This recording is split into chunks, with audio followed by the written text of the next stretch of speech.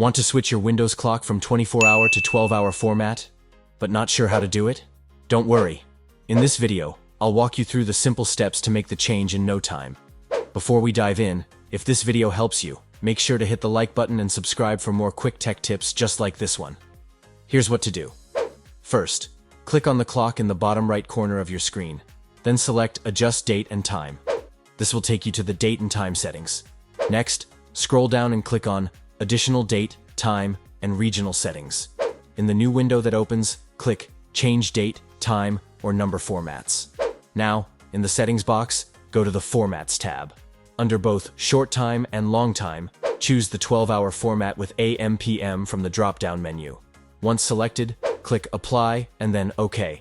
And there you go. Your Windows clock is now set to the 12-hour format.